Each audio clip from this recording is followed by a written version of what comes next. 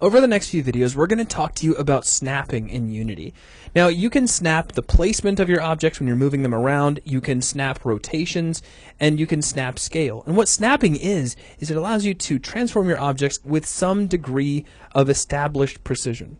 If you'd like to move your objects in increments of, say, 1 unit or half a unit or a quarter of a unit, if you'd like to rotate your objects to, say, a set amount of 15 degrees with each increment, if you'd like to scale to a particular percentage, all of that is handled through snapping. And this is something that it's really important for you to really get the hang of and not think too hard about. You should be able to snap with ease without having to, oh, wait a minute, how do I snap one thing or the other?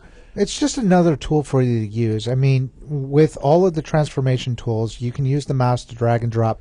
Those are approximations at best. You could actually hand type in numbers, but that gets to be tedious.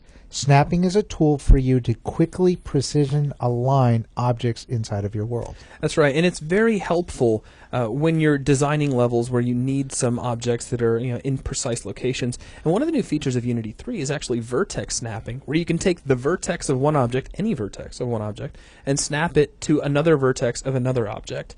Which is great if you're trying to, maybe align an object particularly with one part of a wall. Or one of the examples I've seen used is where they were snapping bits of track together, where they had these pre-created models of track sections like straight areas and curved areas.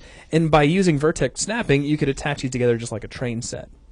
So let's go ahead and get started, and we'll begin by taking a look at placement snapping.